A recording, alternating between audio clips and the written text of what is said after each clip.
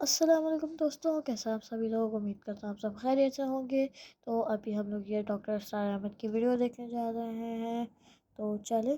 بیچاری کئی روز سے دم توڑ رہی ہے، ڈر ہے خبر بد نہ میرے منہ سے نکل جائے۔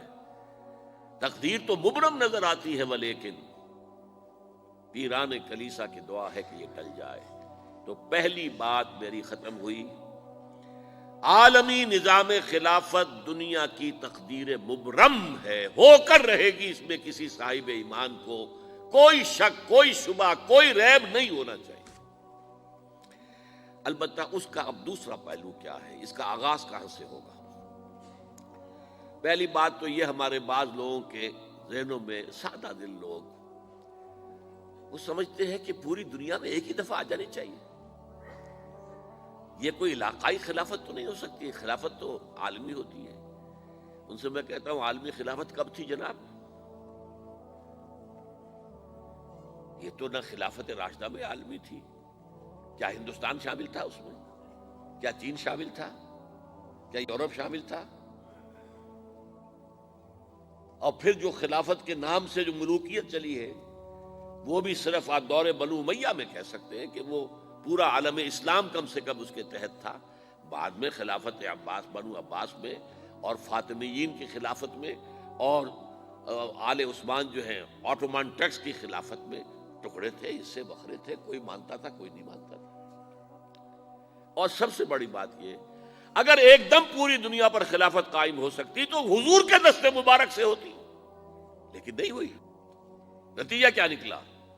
ایک ملک میں حضور نے قائم کر دی، جزیرہ نما عرب، یہاں خلافت قائم ہو گئی، حضور خلیفہ ہے۔ اس کے بعد آپ کے خلفائے راشدین نے پھر اس کو وسعت دی، شرقاً غرباً شمالاً۔ 3 کالمز نکلے ہیں فوجوں کے، صحابہ کرام کے، 3 کالمز، ایک ایسٹ ورڈ، ایک ویسٹ ورڈ، ایک نارتھ ورڈ۔ ایک عراق کو فتح کرتے ہوئے ایران میں پہنچ گیا، خراسان تک چلا گیا۔ ایک شام کو فتح کرتے ہوئے اور پھر سینائی پیننسولا سے ہو کر افریقہ میں داخل ہوا اور اٹلانٹک تک پہنچ گیا۔ تیسرا سیدھا شمال میں گیا، لیکن یہ زیادہ دور نہیں جا سکتا تھا، کوکیشین ماؤنٹینز آ گئے، کوہ قاف۔ اس زمانے میں تو یہ یوں سمجھیے کہ امپیسیبل تھا نا، کوہ قاف، لہذا وہاں آ کر رک گیا بابا۔ اب بھی یہ ہوگا، کسی ایک جگہ سے شروع ہوگا پھر پھیلے گا، اس کے سوا کوئی چارہ کار ہے ہی نہیں۔ اگر ہر جگہ پوری دنیا میں ایک ہی وقت میں ہو سکتا تو حضور کے دست مبارک سے ہوتا صلی اللہ علیہ وسلم۔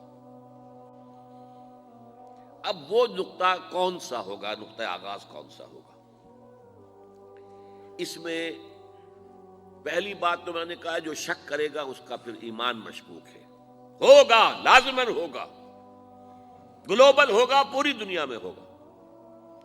کہاں سے شروع ہوگا اس میں آپ اختلاف کر سکتے ہیں، لیکن مجھے تو 2 حدیثیں تو ملی ہیں جن سے یہ اندازہ ہوتا ہے کہ یہ اس مشرقی خطے سے ہوگا، عرب کے مشرق کی جانب کسی ملک سے ہوگا، کسی خطے سے ہوگا۔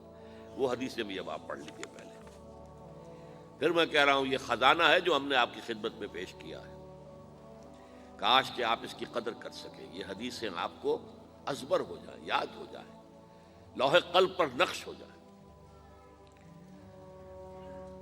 ہندوستان اور خراسان یعنی موجودہ افغانستان کا ذکر ابن ماجہ کی روایت ہے، عن عبداللہ ابن الحارث رضی اللہ تعالی عنہ قال رسول اللہ صلی اللہ علیہ وسلم یخرج ناس من المشرق یوطئون للمہدی یعنی سلطانہ، یعنی سلطانہ، دونوں طرح سے پڑھ سکتے ہیں۔ حضرت عبداللہ ابن حارث فرماتے ہیں رضی اللہ تعالی عنہ کہ حضور نے ارشاد فرمایا، مشرق کی طرف سے وہ فوجیں نکلیں گی، لوگ آئیں گے جو عرب میں مہدی کی حکومت قائم کریں گے۔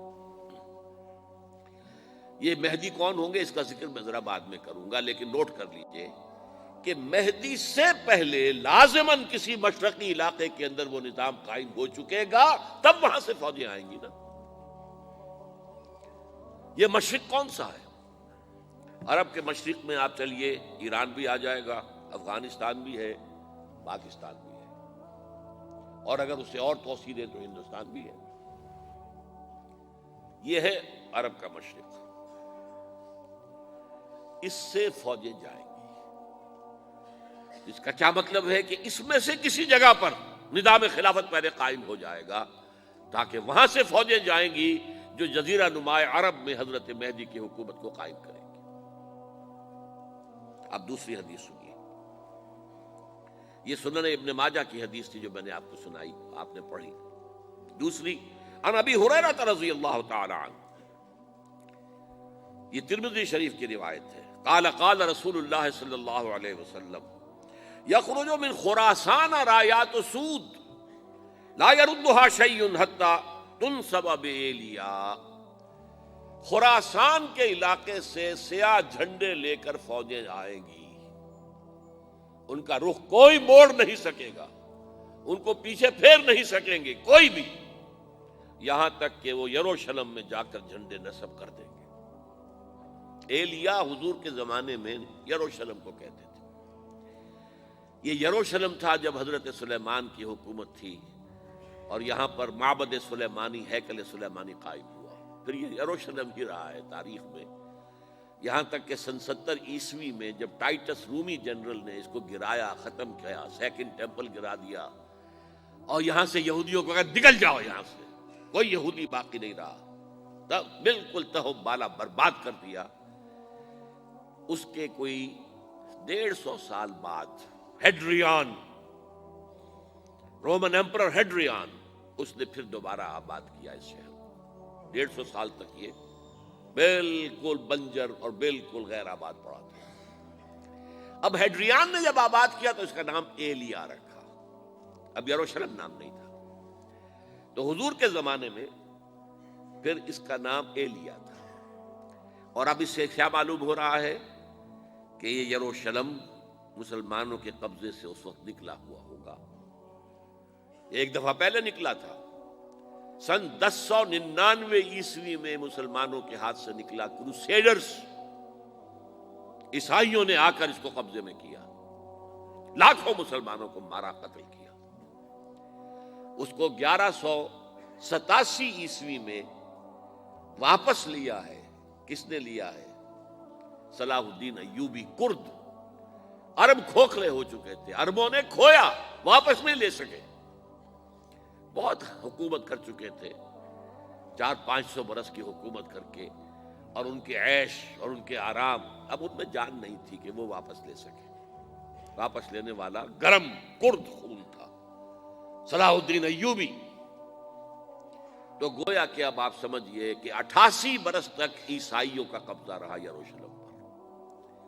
اب 1967 میں یہودیوں نے قبضہ کیا ہے، اور اب 38 برس تو ہو گئے، 88 نہیں تو 38 برس تو ہو گئے، لیکن وہ دور آئے گا کہ اب پھر لیں گے، لینے والے عرب بھی نہیں ہوں گے، خراسان کے علاقے سے فوجیں آئیں گی۔ یہ خراسان کیا تھا؟ ایلیا تو میں نے آپ کو بتا دیا، یروشلم کا نام ہے۔